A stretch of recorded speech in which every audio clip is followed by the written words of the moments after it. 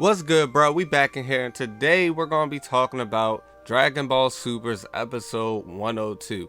And I'm going to just let you guys know now, if any of you guys already have knowledge on the episode, I'm not a huge fan of the whole magic girl theme. I never have been. Like, I just don't like it.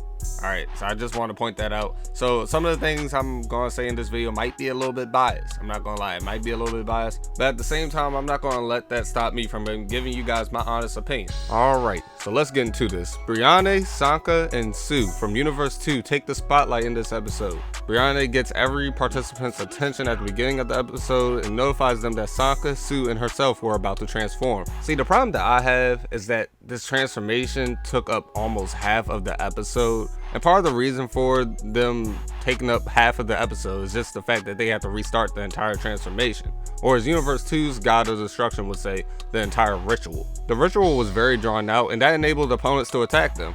In this case, it was Android 17 who ended up attacking them with a ki blast. The three warriors from Xenoverse 2 were hit but not severely injured. Goku asked 17 why he attacked them during their transformation, and Android 17 just replied that it seemed like a good opportunity to attack. And it was honestly a good opportunity to attack. I mean, they're taking forever to transform over there. Why not attack them? That's the whole mindset I would have if I were in a tournament like this. I wouldn't want my opponents getting any stronger than what they already are, you feel me? Because I want to win. Anyway though, the leader of the group, Ribrianne, scolded Android 17 about the matter, and while doing so, Toppo entered the scene claiming to support Xenoverse 2's ritual. He even claimed that Android 17 was a disrespectful swine while interrupting. I thought that was funny. I personally thought that was funny. After the confrontation, Android 17 just allows them to continue on with the ritual, and that is when Ribrianne, Sanka, and Sue restarted the whole ritual. That long ritual, it was already long, and they restarted it all over again. And that's why it took up over, well, I'm not gonna say over, it might have been a little bit less than half of the entire episode. But after the transformation, that's when the powers of Xenoverse 2's fighters are really showcased. Ribrianne was the first to showcase her power, which seemed to be the power of love. She began thrusting heart-shaped bombs at the stage. There was a gas inside the bombs that put anyone who inhaled it into a trance, except for those who weren't longing for love, seemingly. It was funny to see Master Roshi pay tribute to Par due to the fact that her training, or his training, I don't know what Par is, I think it's a girl, but anyway, that cat's training helped Master Roshi get over this entire girl thing. You guys know how Master Roshi is. So the attack that Ribrianne had set off on everybody, it had no effect on Master Roshi. After praising Master Roshi, Xenoverse 7 decided to battle individually, so they all split up instead of fighting inside of a group. It was also funny to see my man's Jiren knock away one of those bombs that Ribrianne had set off towards him. My man just slapped that thing away like, miss me with that shit, ho. But after Jiren slapped away that love bomb, he prepared to do a counterattack, but that's when Vegeta threw a ki blast at Ribrianne. He was fed up with all of her shenanigans, and after that, the two, Ribrianne and Vegeta, ended up battling one-on-one. Ribrianne ended up launching herself at Vegeta while rolling at a very high speed. She kind of looked like Sonic the Hedgehog. That's the first thing I thought about when she was rolling at Vegeta. Vegeta attempts to punch Ribrianne, but then opts out to dodge the attack. Why did he do that? It was because Ribrianne looked so disgusting at that moment, to the point where Vegeta couldn't bring himself to even make contact with her. So he instinctively just dodged out of the way. Still rolling, Ribrianne ended up knocking out a Xenoverse 10 fighter who was about to end up battling Piccolo. While all of this is going on, Sue engages with Goku in close combat while Goku is in his base form. She ends up pushing Goku back actually, due to the fact that her ability enables her to gradually become better in close combat as she continues to fight. She then ends up throwing energy blasts at Goku. One of them ends up hitting Goku in the face, as Sue is announced to have the ability to completely control the motion of her energy blast. Goku had no clue at the time and ended up getting hit off of his own ignorance of her ability. Alright, so I don't know if I'm gonna end up saying this character's name wrong. I think I said it earlier in this video, actually I'm pretty sure I did, but I don't know how to exactly say it. Sanka? I'm gonna call her Sanka, alright? At this time, while Sue was fighting Goku, Sanka was grudgingly fighting against Android 17.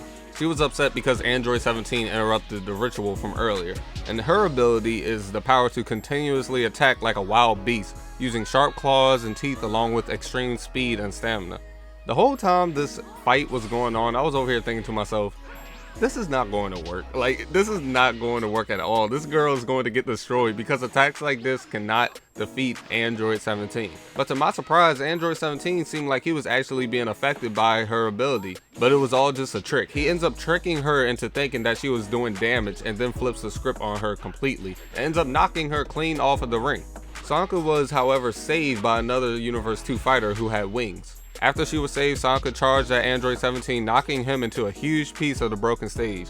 That's when 18 walked over to 17 and asked him if he needed some help. Android 17 replied saying that he was holding back due to the fact that Sanka reminded him of the animals he looked after on the island. He then discards that mindset and unleashes an attack on the winged Universe 2 fighter.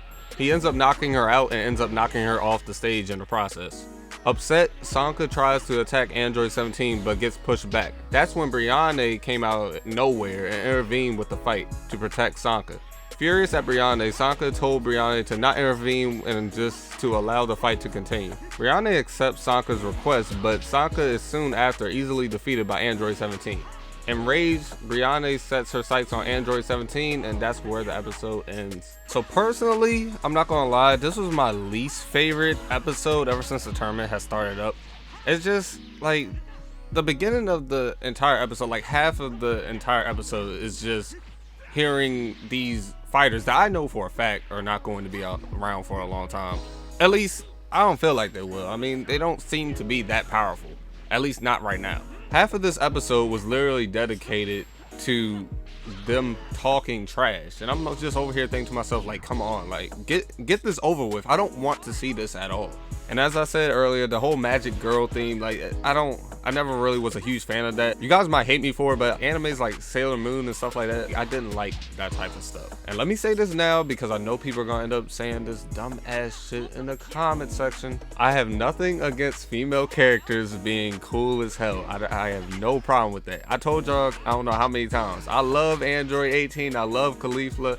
I'm not gonna lie, I'm starting to like Kale a whole lot more than what I used to, just because of the fact she's not always crying 24/7. I think she can actually go Super Saiyan off her pure will now. That's to be determined, but yeah, I actually do mess with female characters. I don't want you guys getting the wrong idea, but the whole magic girl theme, the power of love and all, like, I don't like that, bro. I don't like that, but that's just my opinion. Let me know what you guys thought about this episode in the comment section down below. If you guys enjoyed this video, make sure to leave a like and to subscribe to this channel for more great content. Okay, have a wonderful day. I'm out, bro.